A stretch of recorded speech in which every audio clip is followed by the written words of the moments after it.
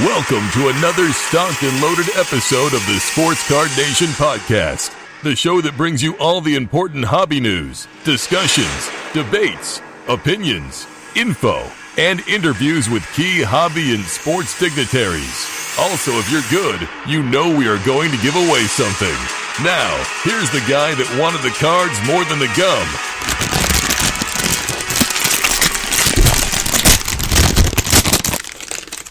John Newman. Welcome to episode 152. Glad to be back. Hope you are doing well. Going to keep this intro kind of quick and short and sweet.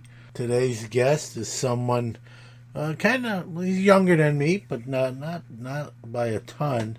So kind of grew up in the same era and YouTube famous, as I like to say, but does great content on YouTube from an era of basketball that I was more fond of than today, and that's the 1990s, and does a lot of content revolving around 90s basketball. That's his handle, 90s b-ball guy, and Jake Roy is on the show today. We're going to talk about that era, not just the cards, but even the play on the court. We're going to talk a little bit about today's sport and today's cards, and get his take on Fanatics and what he thinks they can bring to the basketball side of the house, and what he's hoping they bring to the basketball side of the house. And so Jake is not shy in terms of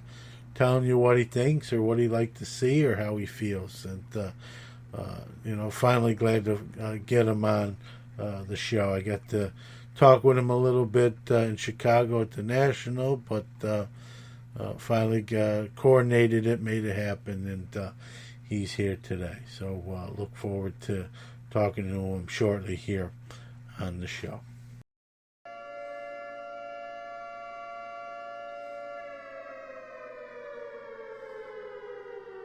Time for this week's incoming product releases.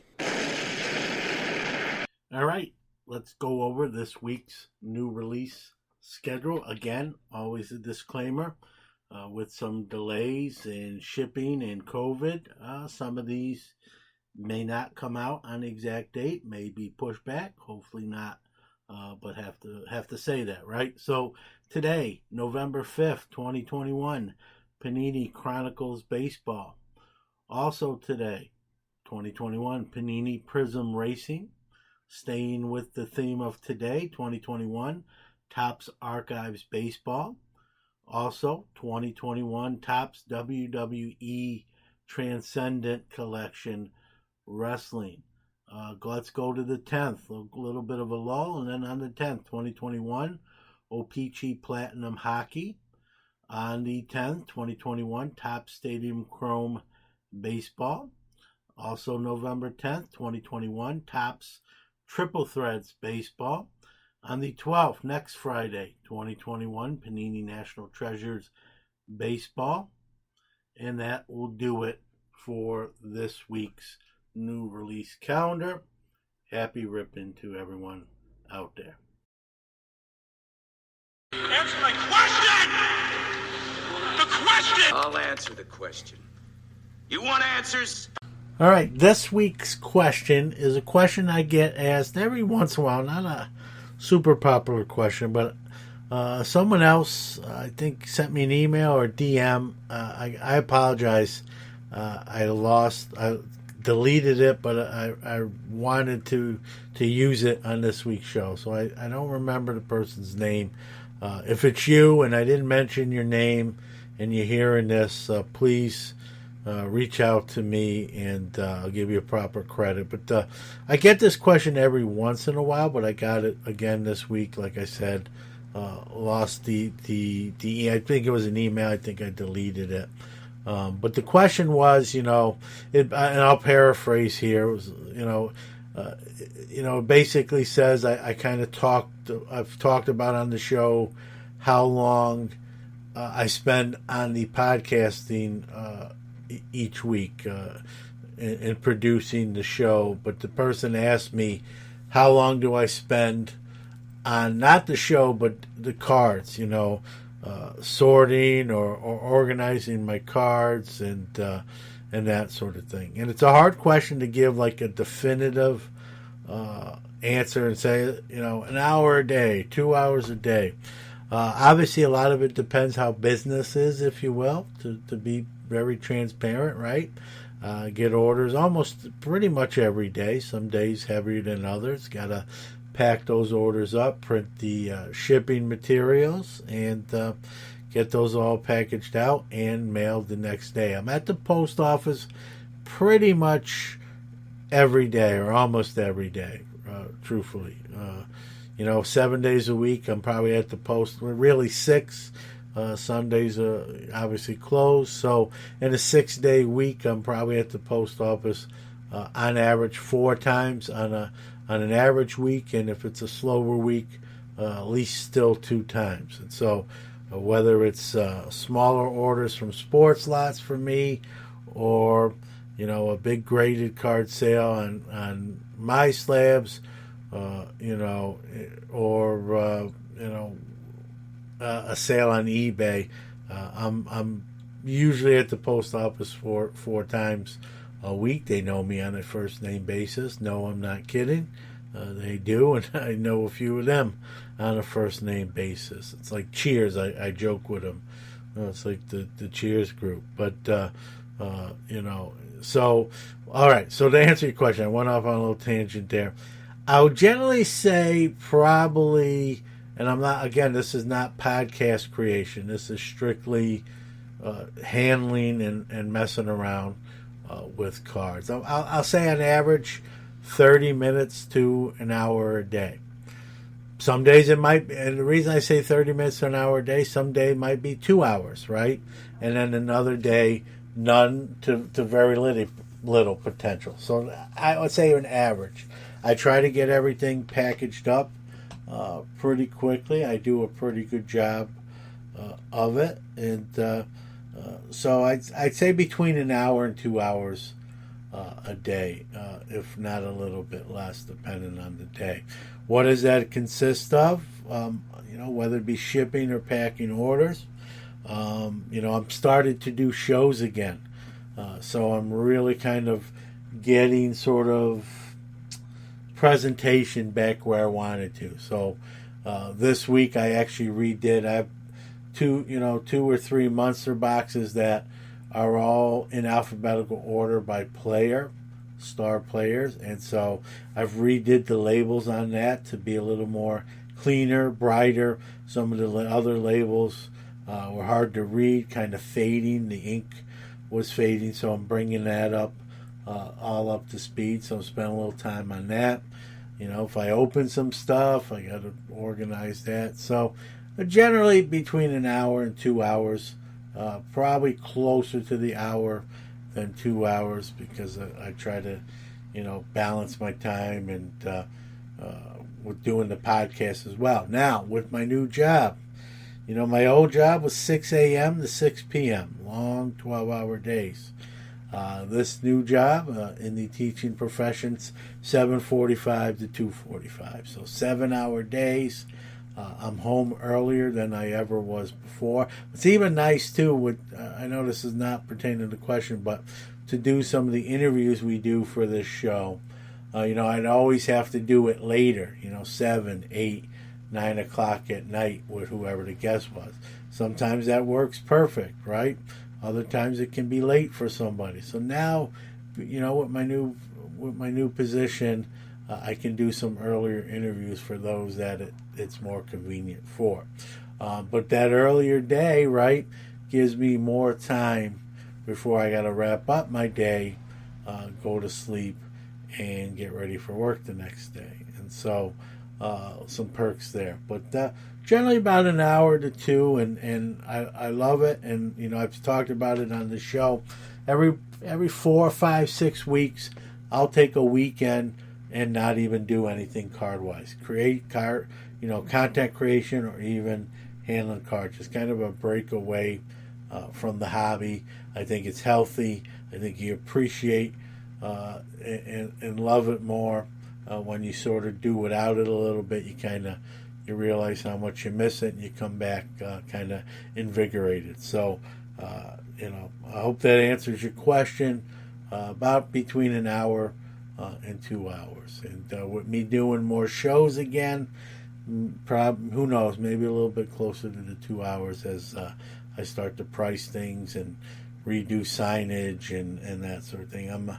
I'm in the presentation, so I'm trying to get that thing kind of redone. But there you go.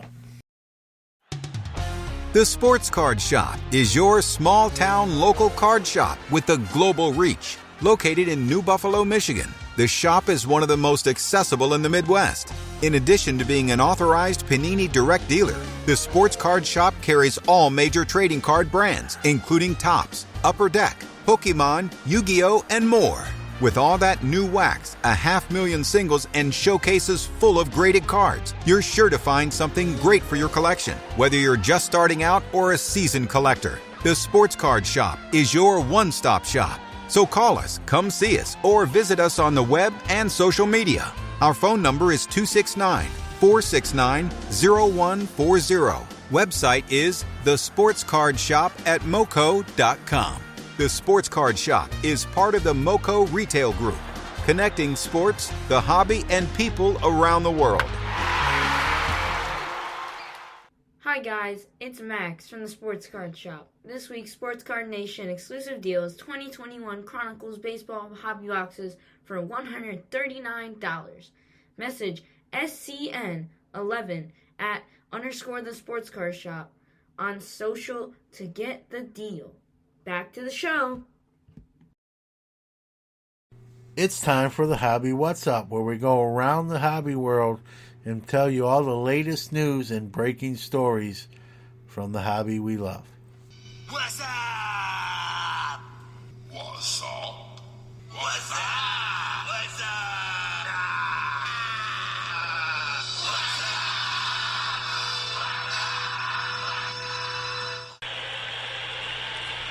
The 0-2.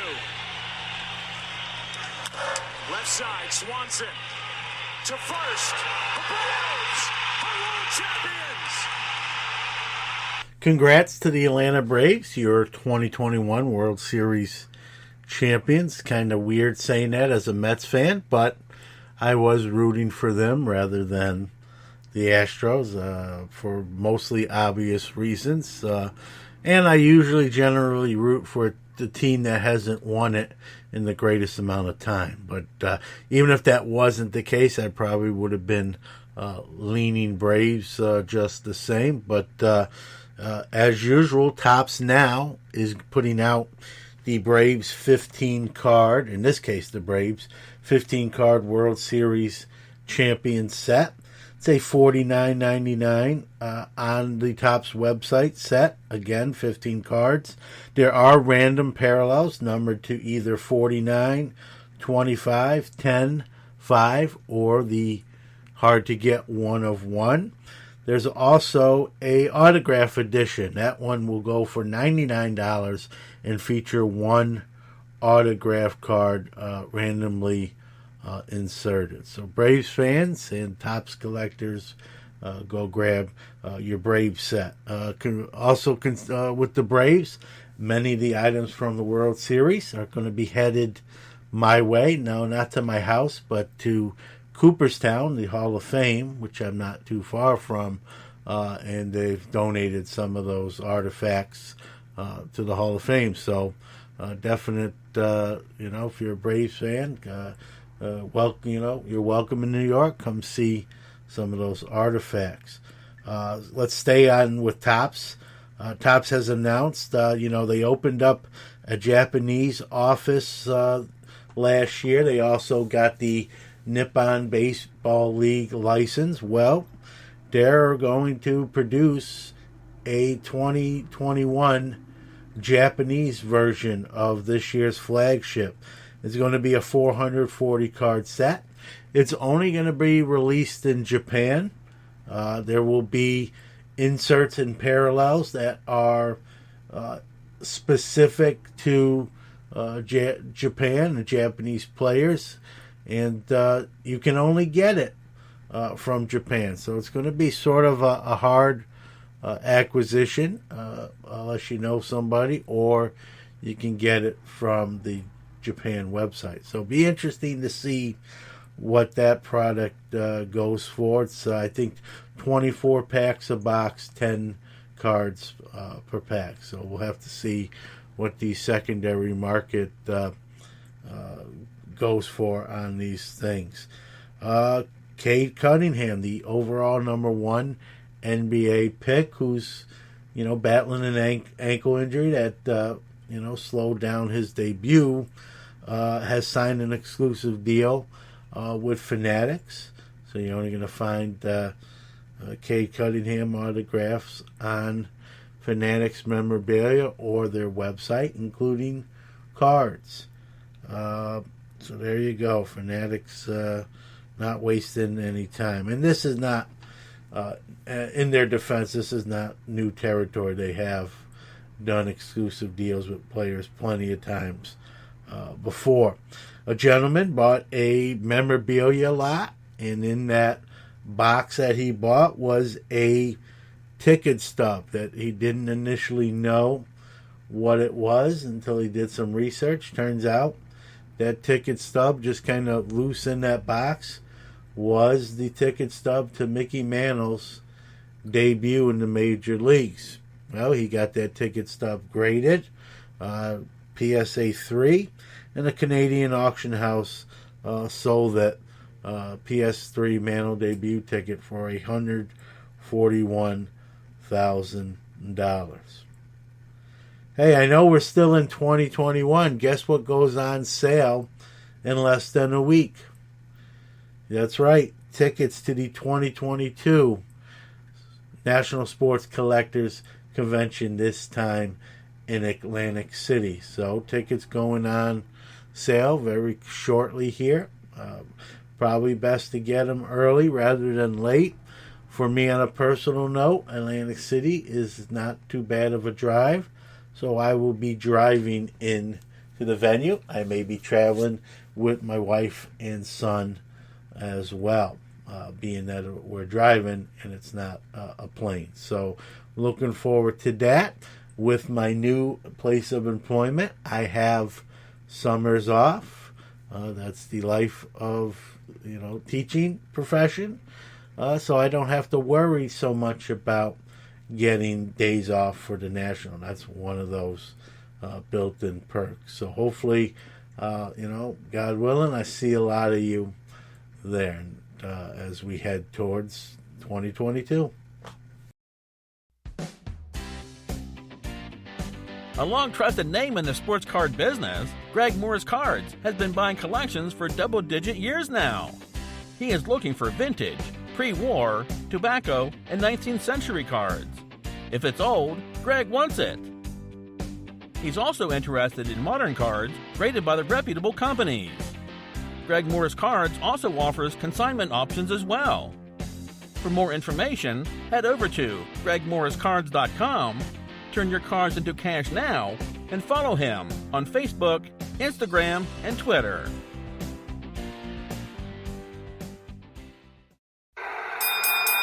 Sports Card Nation! It's now time to chop it up with our featured guest on the one-of-one card shop guest line.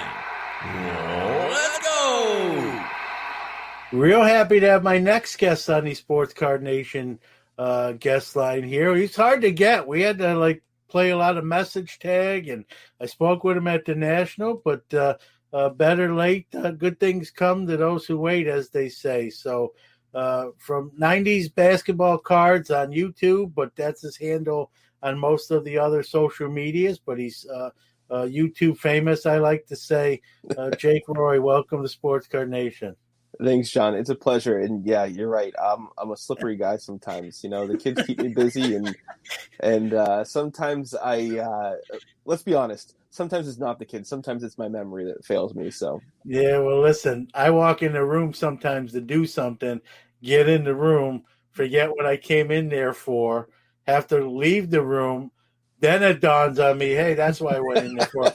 It gets worse. I have to run back in the room so I don't forget a second time. So I'd like to pick on you for that, but that's I'd like to tell you I was joking about that, but that's actually true. So I can't pick. You and me both, brother. So don't get old, folks. But like my dad said, who's 83, there's only one way to stop getting old, and I don't like that way. So let's not do that either. But happy to have you on. Great content with your YouTube channel. When it comes to basketball cards, I think you got the era right.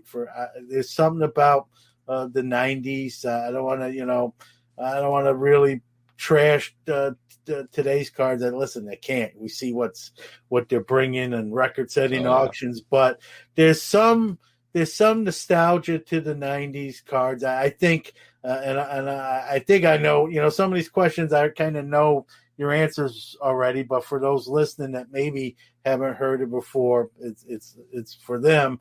I believe like the '90s.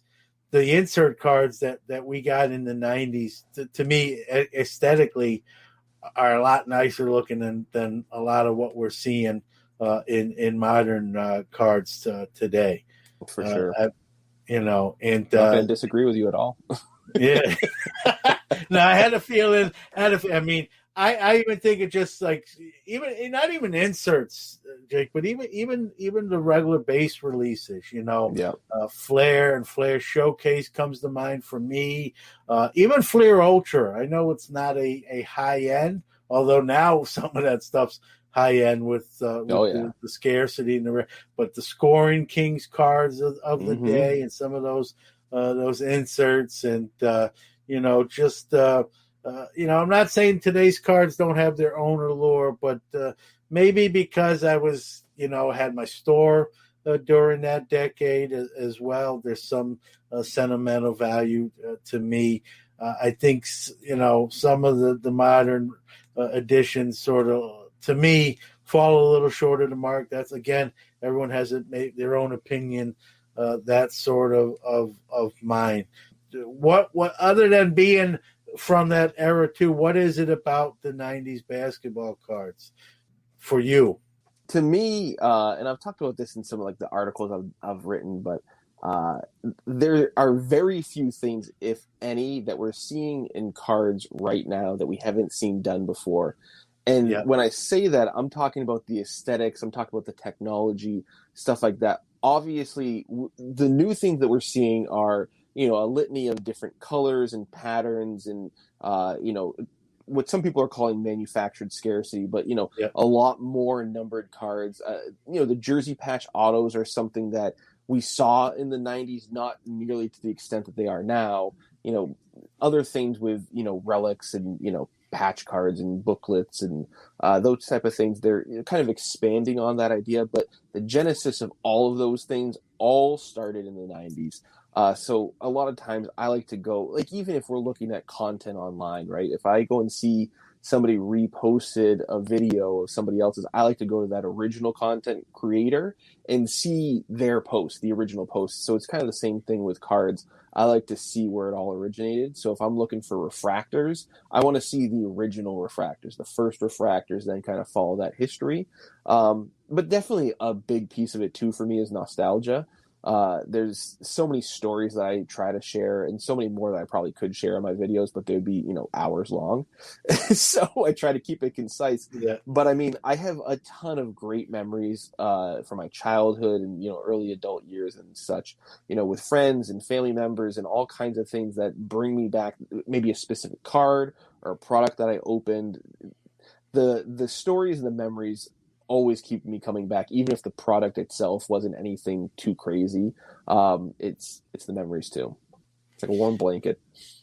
Yeah, and something I want to piggyback off what you said, because I think you really hit the nail on the head with it. It's something I've thought about, and then hearing you say it is like today's cards are cool. I'm not here to say they suck, because that's not true. But you said something that I feel, and that's there's not a lot of new innovation. They're sort of just bringing back.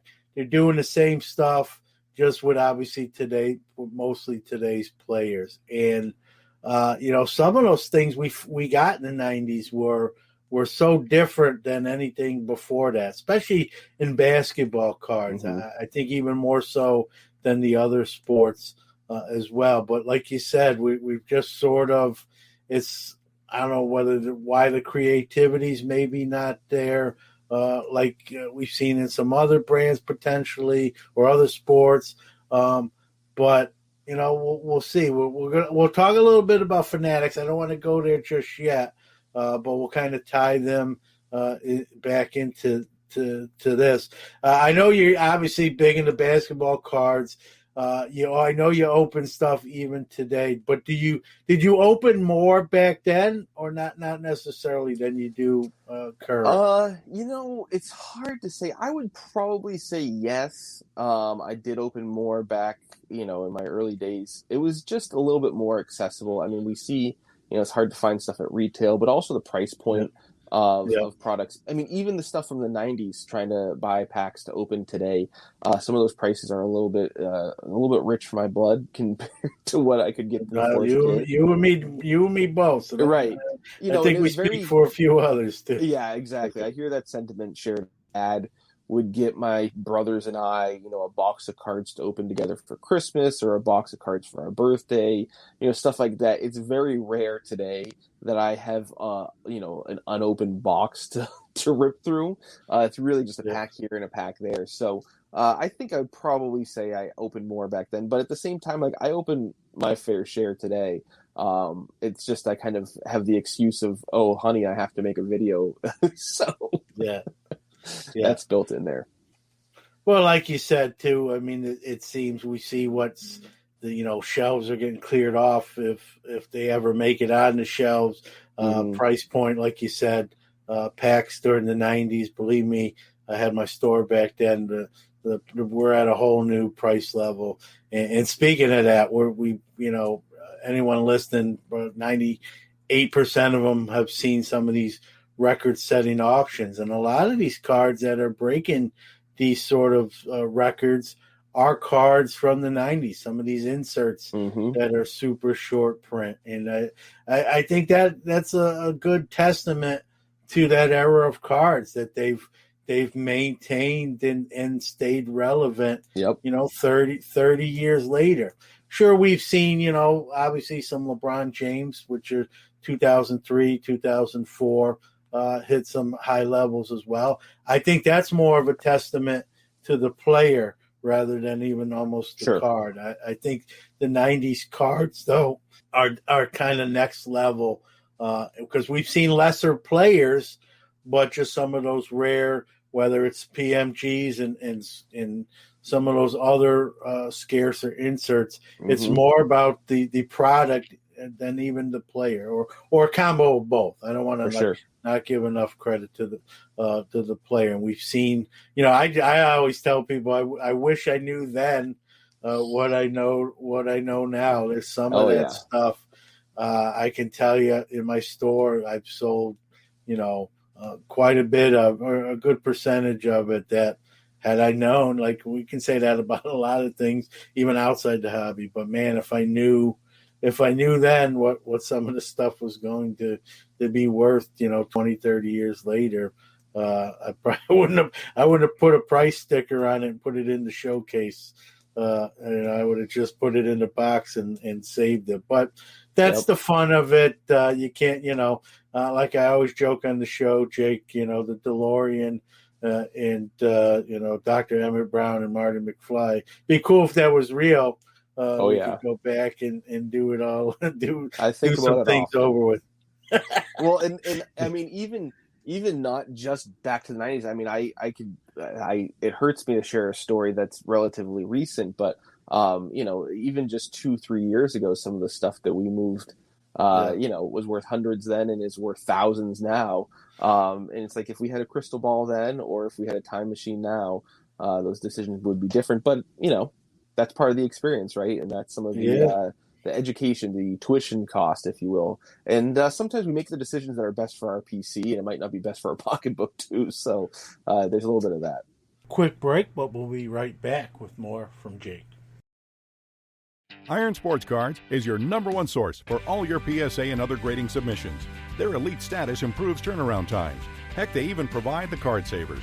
Their chat rooms provide updates on all your submissions. They also offer wax options and single cards to cover all the bases. Check them out on Facebook at Iron Sports Cards Group or on the web at ironsportscards.com, or even give them a call at 1-877-IRON-PSA. Rob's got you covered. All right. Anyone that knows you knows you're a Penny Hardaway. I'll call you a super collector, if you will. Obviously, Penny was a great player, but aside from why Penny, that was an era too. There was a lot of choices. What was it that drew you to Penny Hardaway? Yeah, for sure. So the story of me and Penny goes back to sibling rivalry, really. So growing up, everybody knows in the 90s, the Bulls were the kings of the 90s in NBA. And my brother was a big Bulls fan, loved Michael Jordan. So, we had a good little sibling rivalry, and I couldn't root for the same guy as my brother. I had to root against him. So we would watch the Bulls games, and I would see, there's another guy on the Bulls that's doing pretty well, and he's not the guy that my brother's rooting for. So we all know Scottie Pippen was kind of the Robin to Jordan's Batman. So I was like, okay, he's good. And then, we have to think back to the 90s. We didn't have, Ultra HD TVs, those standard def TVs. If you were lucky, you had a big screen that you could see the players a little bit bigger. But it was pretty difficult to make out those players sometimes. Even the jersey numbers were hard to see. So the next week, I'm watching a game with my brothers and my dad, and I see this team in blue. Blue's my favorite color, so okay, I'm interested. And there's a guy that looks really similar to the guy that I saw playing next to Jordan really well the week before. So I'm like, who's this guy? He's on a different team, and I think it's the same guy. It looks like he might have gotten traded. So then a week later, I see the team in blue and the team in red are playing against each other, and it looks like the same guy's playing against himself. And I realized they're different people. So I asked my dad, what's going on? I thought he was on the blue team, and I don't know what's going on. He's like, that's Scottie Pippen on the red team. That's Penny Hardaway on the blue team. I'm like, well, he's doing really well against Michael Jordan. I think I'm going to root for that guy because I'm going to go against my brother and say my guy's better than yours. So that sibling rivalry is where I started to enjoy Penny, but then I started to watch him more. And I really enjoyed watching this game. And then, of course, the shoes and the commercials also helped with that. I remember seeing the first pair of Penny shoes that I saw somebody wearing were the foam posits. If anybody remembers, I'm a little bit of a sneakerhead, but they were all blue, really crazy, futuristic looking shoes. And I saw somebody wearing those. I said, I have to have those. And of course, my parents said, no, you don't. But, all of that went into my fandom of Penny. So then, what's the piece of Penny that I could get? I could get his jerseys, okay, but if there's only so many of those, I could get a lot of his cards though. So that's what I started doing. My brother and I would go to card shops and rip packs, and he'd look for the Jordans, I'd look for the pennies, and if he pulled a penny I wanted, I'd trade him a Jordan for it. And the rest is history, I guess. Yeah, he's, to me, I'm not just saying this because I'm talking to you, Jake. I think he's still, to this day, one of those underrated players that doesn't get enough credit for what he did and the numbers he put up. Had some injuries, as you know, but still, when you look at the body of work, I don't think people realize how great of a player he was all NBA first team in his second season. An MVP candidate in his second season and playing alongside Shaq. That's no easy feat. It's a little bit easier in some regards if you're kind of the head honcho. But Penny's game spoke for itself. But he was also a talent that the NBA had never really seen since Magic Johnson. A lot of people were, I think, pretty accurately comparing the two guys. And even Magic Johnson said there are things that Penny does that I wish I could have done. So if injuries, and I always think about if we had the medical know-how that we do now for athletes then, his career could have been much longer, much more prolific. But it's always one of those great what ifs. There's a lot of guys like that. I think Penny's probably chief among them for myself and a lot of others. I mean, the body of work that he had even when he was healthy was pretty magnificent. Yeah, no, I agree. I didn't see him per se, but I was definitely a fan of his game and what he was doing. And, one thing I liked about him. I don't know if this did anything for you. He wasn't a big trash talker. He just played hard, did his talking with his play. played on the defensive end as well. That's one of the things when I look at 90s basketball, just in general, and I look at today's. I'm not going to lie, and I've said this too more than once on this very show. I was probably more of a basketball fan then than I am now. I mean, this is, number one, I grew up on it. More defense, no easy buckets. Yep. I think hard I wasn't fouls. I wasn't a Pistons fan, but if you went in that lane, you're gonna pay. You're either gonna pay for the bucket you made, or go to the line and have to hit 2 free throws. Mm-hmm. And I'm not promoting violence, but to me it was more of it was a tougher game. It was even, someone said, well, that's not really exciting. It was exciting because, it was also an era, today's players, and I'm not really saying there's anything wrong with it, but just to compare the two generations, today's players, they share agents, they work out in the off season, they train together. Heck, they recruit each other to each other's team during the season. Like, come over here, let's build a super team. Yep. Like that would never fly in the 90s. Like guys, like there was a respect factor, but those guys wanted to beat each other up and get that ring. We just saw in The Last Dance. These guys haven't played in 20 years, and they still have that venom a little bit. We see a little sure. Isaiah and MJ and others, And, I kind of like that generation of basketball where you knew the guys wanted it. They were working out in the off season with their own team to get the ring. They didn't want to affiliate with. They viewed them as, they were respectful on the court after the game, shake hands most of the time. But during that game, man, they were going hard after each other to beat them. I sort of missed that. Those days now. Now you don't see a lot of defense. It's sort of a slam dunk 3-point contest during the game. They play defense the last quarter, maybe the last 5 minutes of the last quarter. Yeah, it's a different game to me. Don't get me wrong; these guys are in top physical shape. I'm not, calling them soft or anything in that vein. I mean, these guys are training and working. Maybe harder, and like you said, with the equipment and medical stuff that they have now is better, way better than the 90s. But It's just a different sort of game, a different sort of attitude. I can go. I don't want to make this a sports show. We're here to talk about the hobby. We could. Yeah, we could. Both of us probably could. But the whole super team thing, where there's really only 4 to 6 teams that can win an NBA championship. Some would argue even maybe less than that. I'm adding a few teams that really can't. I remember, sure, someone could say, well, John, in the 90s, you had dynasties too, the Pistons, then the Bulls and the Lakers and the Celtics. But you also had a lot of other teams that were in the mix. And if, the game one of the games in the series goes a different way in their favor, it could you had more than 4 to 6 teams that had a real shot to make a run today. And to me, maybe that's why part of the reason I'm a little more sentimental even with the Cards.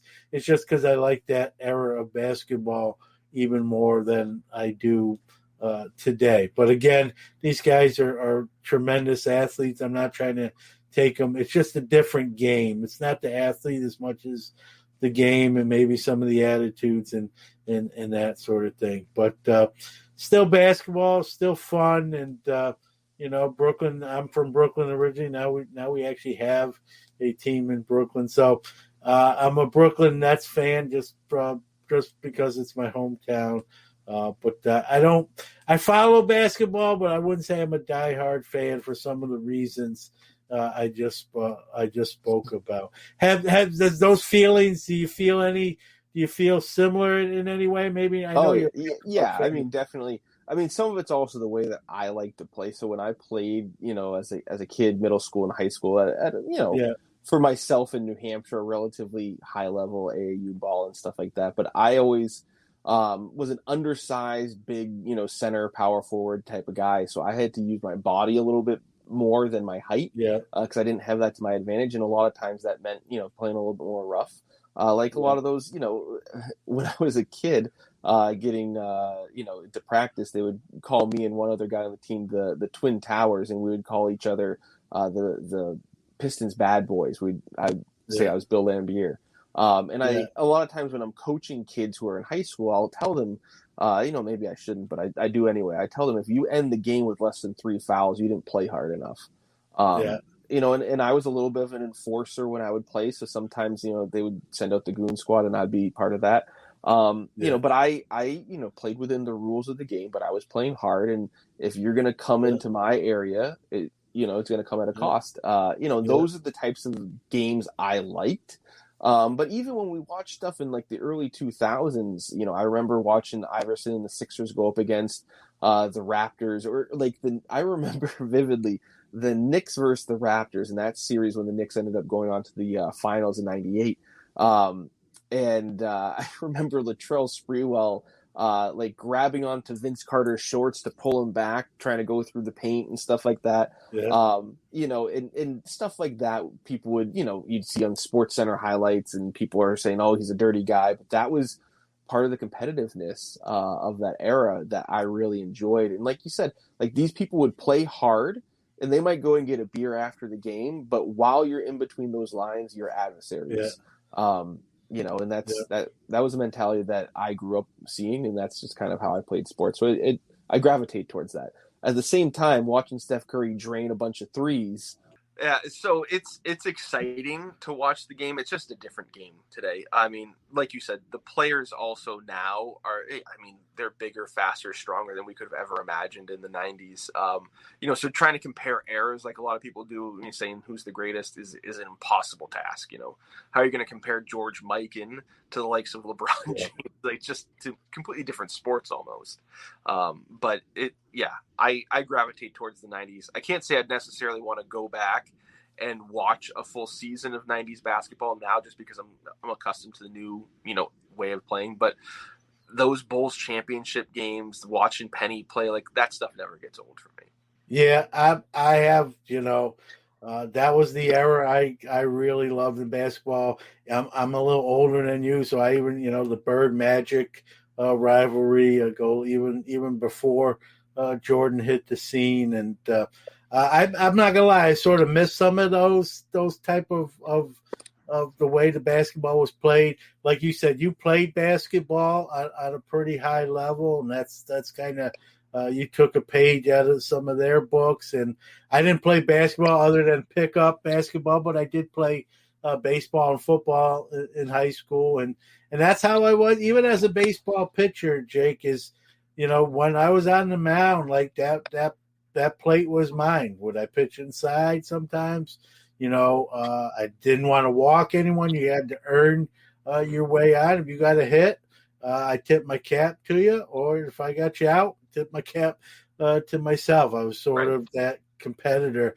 I'm not saying people aren't competitive nowadays. They are, obviously, but it just seems to be sort of a different mentality in the process.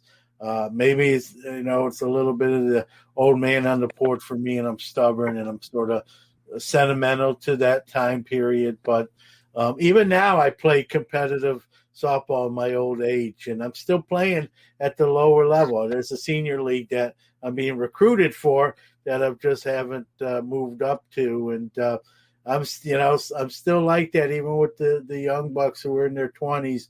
While I'm 48, I'm competitive, and that's probably when I'll move up, is when I sort of lose that a little bit and can't hang with them anymore, which is probably closer than I'd actually like to admit, but it is what it is. But I'm going to step aside for a quick break, but we'll be right back with Jake Roy.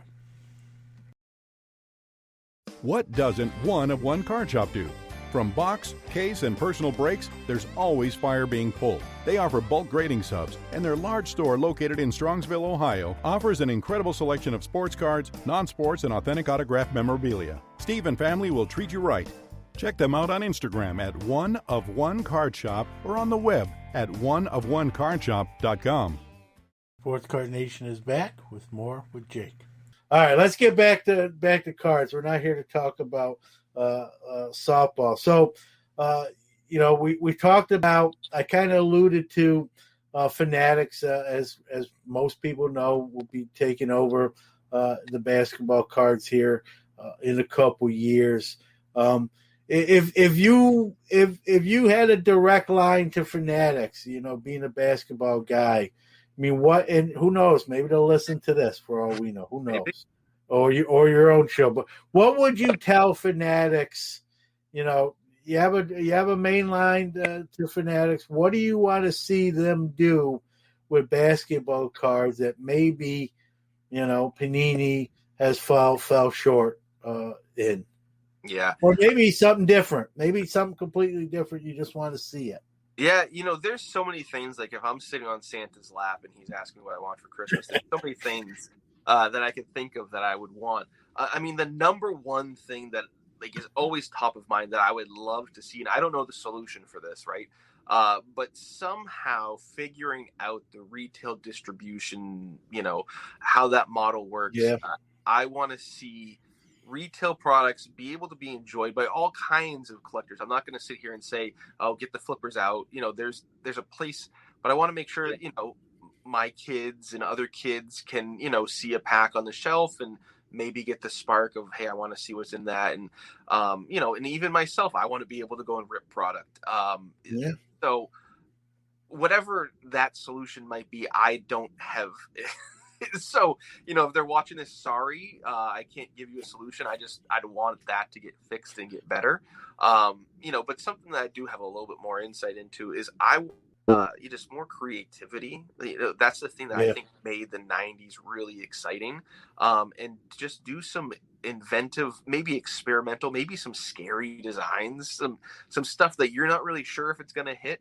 But I think that's the fun in a lot of the 90s is some of those things you look at the pack odds and you're like, why did they make this one really rare and that one not very rare? Yeah. Because now we know with, hindsight being what it is, which ones worked out better. But some of those experiments also gave us great results, stuff that we couldn't even imagine. And I mean, I think about the Jambalaya and I heard, the arenas and when Jean goes on podcast, I listen up because she has so many great stories. And even she said that card came out better than they had even mocked up in their mind. And again, that was an experiment. So just experiment with some fun, different stuff like they did, printing technologies, card stocks, and give us some, it's jerseys in cards, but sometimes you can just print something and cut a card and that's even more sought after. And we're seeing that with some of the well done Panini designs, like Kabooms are getting a ton of love, but even beyond just Kaboom, you've got a lot of other inserts that are getting a lot of love. And stuff that I love is like the Net Marvels and the Heroes that's in Prestige Football are really fun. They look like comic books, so stuff like that that's a little bit different.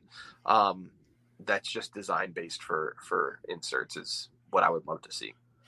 You make a great point, man. Take the risk, right? Live a little bit. Take a chance. Sure. Maybe, at this point, man, it seems like everything sells out and it's a hit. So it seems like it'd be even a lesser risk in today's basketball cards than it was in the 90s. In the 90s, I think we were more, if critical is the right word, but we were more like, oh, I don't like that. I'm not buying it. I'm going to buy this. And now it's just everything between breakers selling it that way and just people clearing off shelves.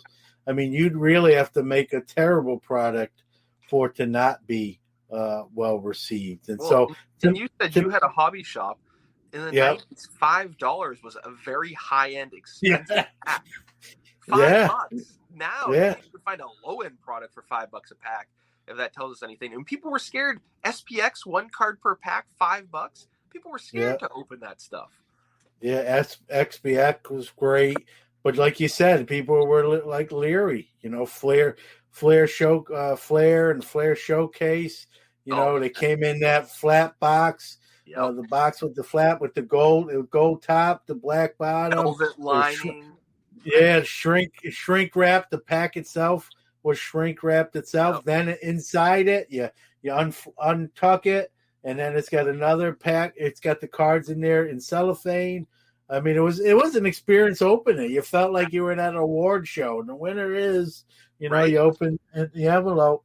Even some of the packaging, even just talking about the flair there, even some of the packaging was better for the 2 cents that might even be worth. But I remember Flair Showcase, and people were like, "Oh man, I don't know," But I will never forget 97, 98 Flair Showcase and seeing that like on the top shelf of the hobby shop that I would go to as a kid, and seeing that blue velvet. And it was on a top shelf, like a high-end liquor. Now, if you're in a bar or something, and keeping it out of the reach of any miscreants. But I remember my dad saying, "Okay, what's that? I need to know what's in there." And they were expensive packs, but you're right, it was an experience. He ended up getting us a few boxes to open, and we would savor those boxes. That's a great word. That's what I was thinking of. You savor experience of just opening the whole process of opening it. Then, hey, what's in here? It was like almost 2 parts. It was the opening, and then what's in it after I open it. And there's an allure to that. I mean, Flair really was one of the first ones that came to mind. I remember, when the spec sheet came to the store, and we're like, I don't know, it's definitely a different level of cost than anything before, and we debated. I had a partner in the store, and we debated do we buy this case, and obviously we did, but we weren't, like you said, we were nervous. How well was this going to be received? Were people going to balk at the higher price tag and just say, you know what, I'm good with the baseline brands. That's fine. And and thicker cards. Remember the thickness of the cards. That almost makes it feel luxurious. Yeah. People were like, "Hey, this won't fit in a regular top load. What am I going to do?" Yep. It's gonna make my binder pages.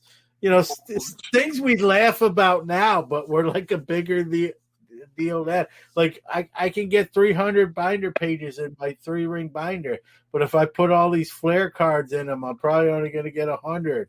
Right. I'm going to have to buy another 2 binders, and it's funny to think back now on it, but those were some of the dilemmas that things people thought about that people don't give 2 thoughts about in today's day and age.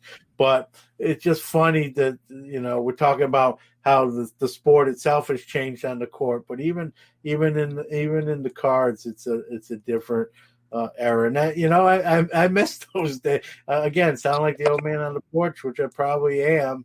I miss some of those days, and like you said when I asked you about the Fanatics deal, I hope they do take a risk and they do some different stuff and change it up a little bit. I got a feeling they will. We have yet to see, whether they're going to potentially buy Topps or Panini or who knows what. Maybe keep some of these brands that we've come to, whether we, are critical of some of the releases. Some of these brands are obviously iconic. We'll talk specific to basketball, obviously Prism, National Treasures, Flawless.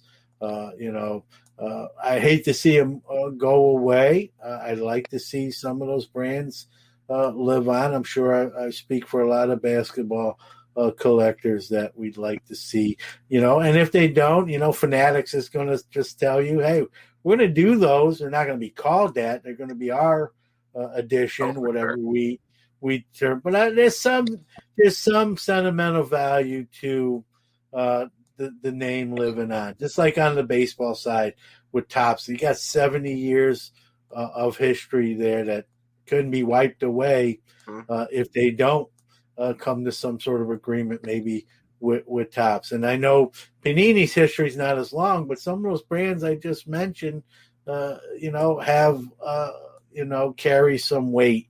Going to step aside for a commercial break, but we'll be right back after that. Hey everybody, have you heard about Collectible? It's the one-stop shop where any collector can buy and trade affordable shares in some of the most rare and valuable sports cards and memorabilia in the world, starting from just $5.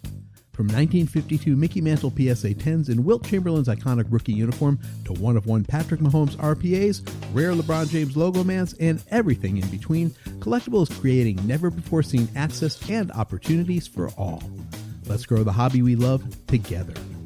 Please note this is not a recommendation or solicitation to buy any security. All investment decisions should be undertaken after doing your own research. We are back with Jake Roy. I guess my thing with Fanatics is I know they got a 20-year deal on these licenses. We could do a whole show on how the whole deal went down, whether it was fair negotiation. Doesn't matter at this point. It's a done deal.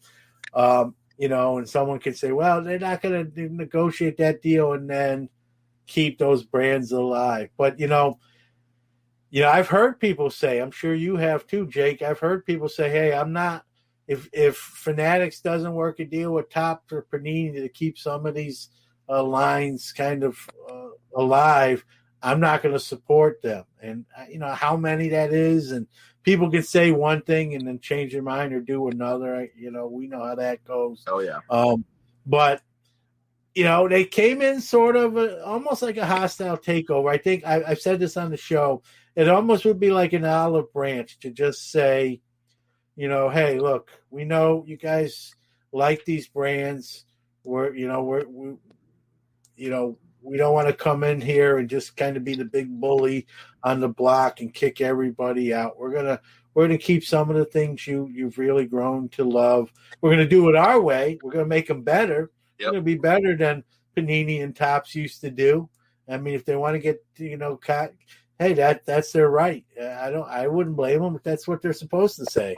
Sure. And I wouldn't expect them to say, oh, it's going to be the same as Topps. I don't think the NBA would or the Players Association wants to hear that. That's probably why they switch in brands. So, but I'd like to see Fanatics, maybe keep some of those lines alive. And if they have to say, hey, we're going to keep these brands alive, but we're going to do them better than you. If you liked them before, wait till you see what level we take them to. And so, the sentimental, again, there's a sentimental guy in me coming out. I hope we see that, but only time's going to tell. We're a couple years away. It's crazy how much and I'm guilty of this myself. I'm not criticizing anyone else. It's amazing how much we talk about this, and yet we're really 2 years away from seeing anything of substance. It's all speculation, but that's also fun to kind of speculate and talk about what may or may not happen. And I just hope, I know Fanatics is a business. They spend a lot of money to get the license in. I understand that you got to make money, but I hope they don't. I hope they keep the collector in the forefront of those business decisions and in the forefront of their mind when making them. I think that'll go a long way, especially since they're going to have 20 years, barring breach of contract, to do these cards. And I hope they keep the collector and what they like to see, in the front of their mind, because ultimately that's who's, the majority of who's purchasing these products. So we'll see. We got, like I said, we got a few years to go. So, I talked to you before we came on the air. You've done your YouTube show for 3 years. When you think about, and I've done this show for about the same amount of years, 3 years. When you, in the grand scheme of things, 3 years isn't really that long. But in content creation and with the explosion of it, we're like grizzled old veterans. We're like the grandpas. We're like grandpas in content creation, and we've seen everything explode. Just like the hobby, it's the same parallel. We've seen cards explode to crescendos. Now we've seen content creation, from whether it's video, which you're very good at, to audio, which I think I'm okay at. We just see a lot. When I started the audio part, this show, Jake, there was probably I've said this before, 4 or 5 podcasts. Eric Norton, one of the originals, which was one that I listened to and got inspiration from. And now, there's hundreds, if not thousands, of shows. You can't, even if you wanted to listen to everything, it's impossible. You won't live long enough to download every show. What are your thoughts on that? As sort of an original, whether it's 3 years or 2 years or whatever. I mean, some of your thoughts on how this space has just shot through the ceiling. Yeah, I mean, you're right. It's expanded drastically. And yeah, when I started, there was one of the reasons why I started my show, because there was nobody that was making hobby content dedicated to basketball cards, let alone the 90s. And that's the stuff that I like. But I could consume all the hobby content that was put out in a week, relatively easily.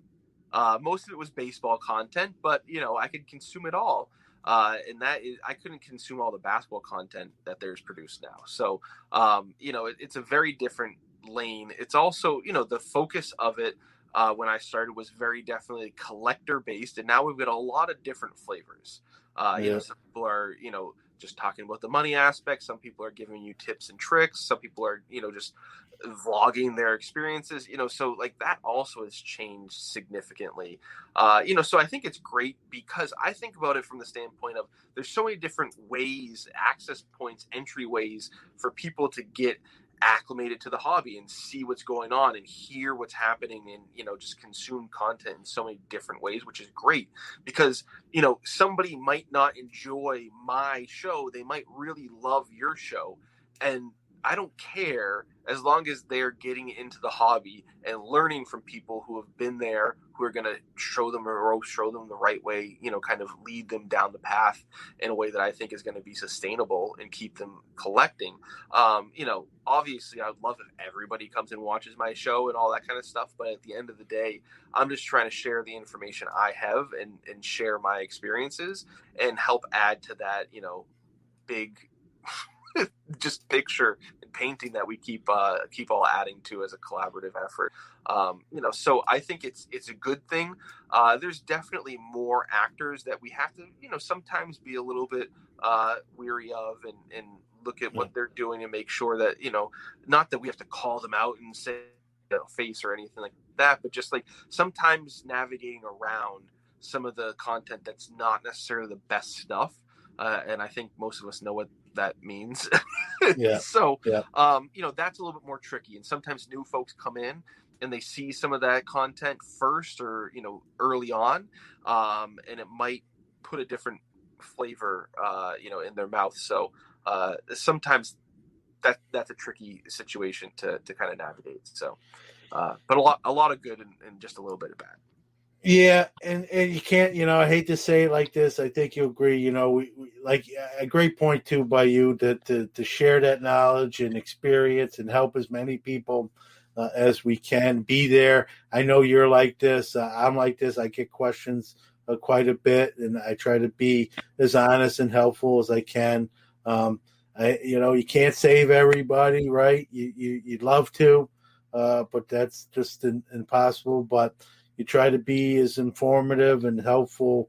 I have an open door. I mean, my phone number is like my personal cell phone numbers on the show and on any kind of, I had another content creator, I won't mention, who's like, I can't believe you put your phone number like in your show notes. I'm like, dude, why? But number one, it's not like I'm getting a million texts, but I do get a text every once in a while. Someone wants help with something. I like to, when I started many moons ago, everyone helped me out. I'm sort of like paying it forward. As long as someone doesn't get too crazy and that sort of thing, and most people are very respectful.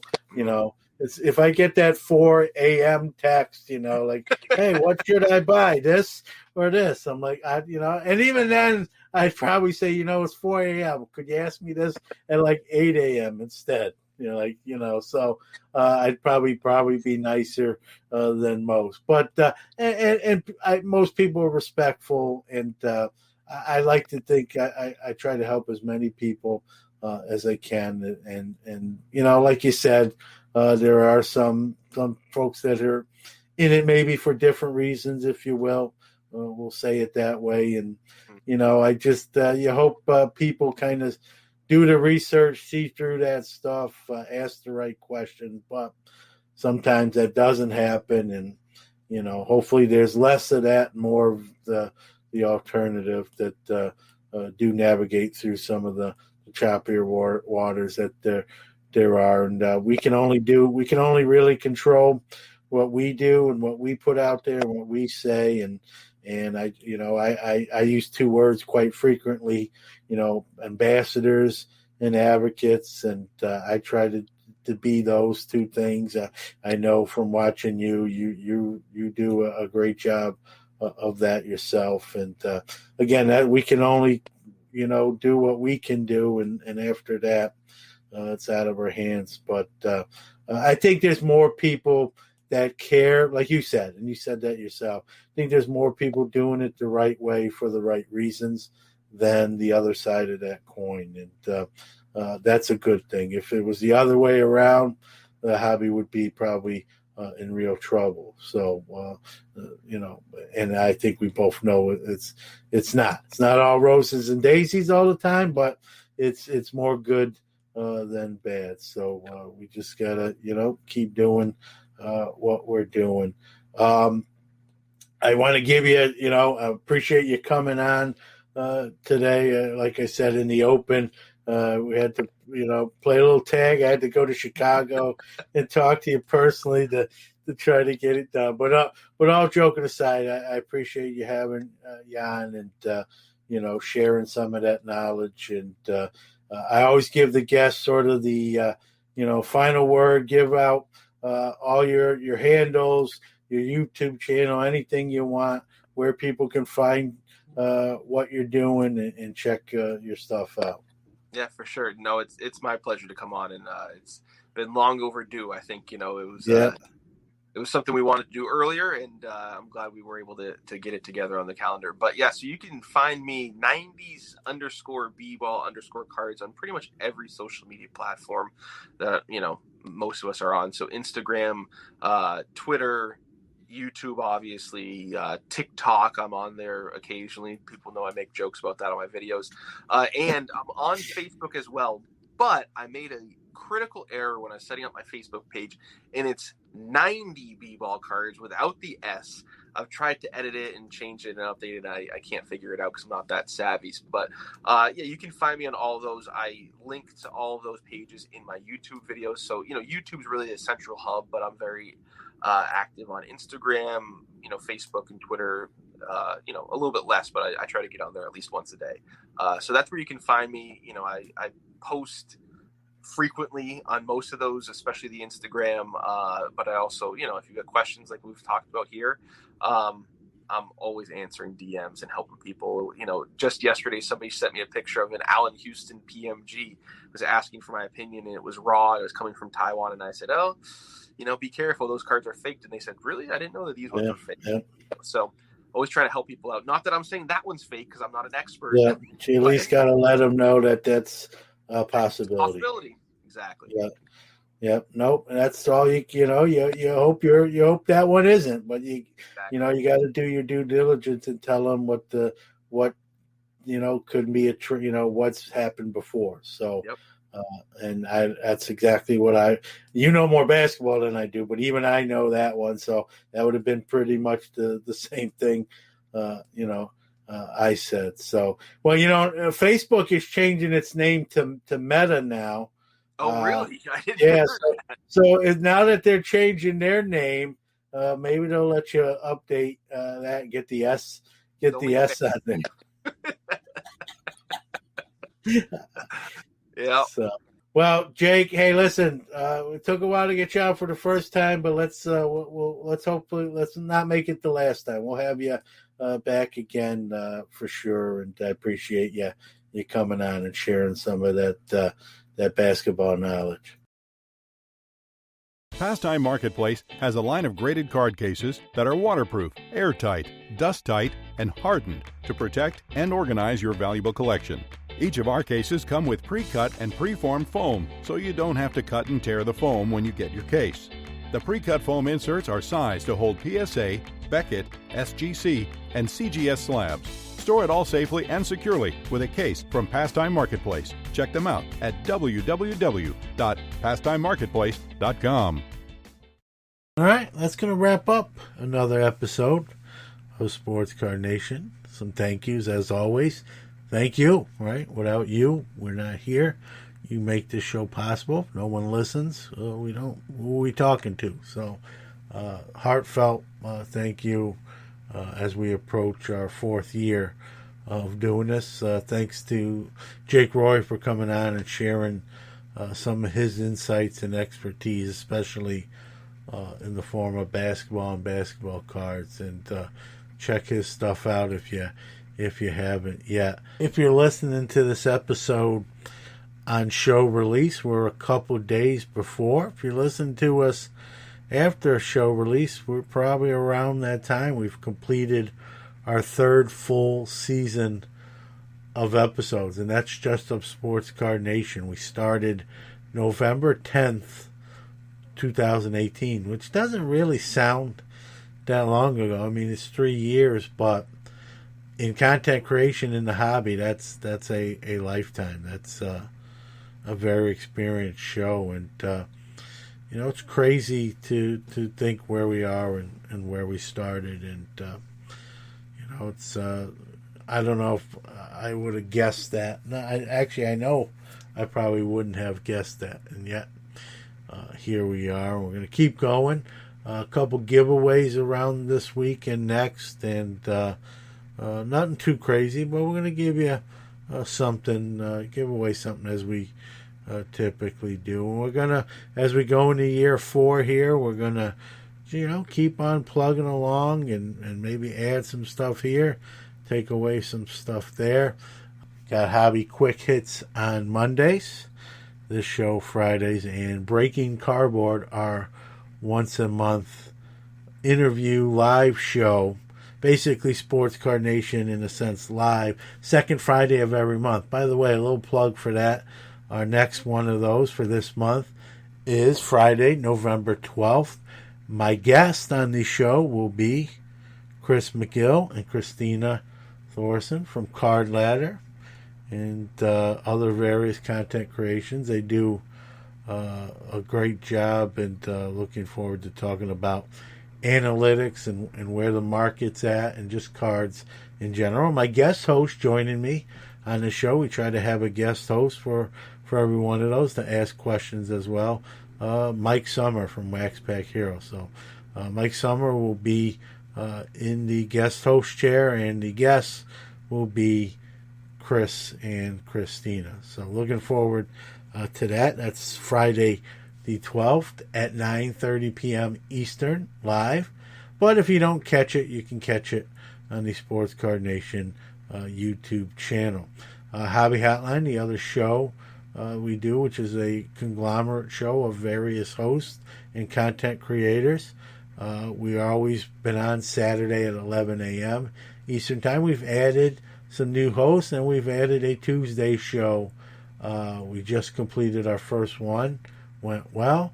Tuesday shows 9 p.m. Eastern Time, 6 p.m. Pacific. And so you got Saturday and Tuesday for that. And we're going to have different hosts on each of those days. So the Tuesday show, while maybe some of the topics may be similar, the host and people on the show will be different. So you get a different perspective, a different take. So there you go. We'll keep that closing. We'll wrap it up right here. And I just want to say, everyone, be well, take care, and remember, the hobby is the people.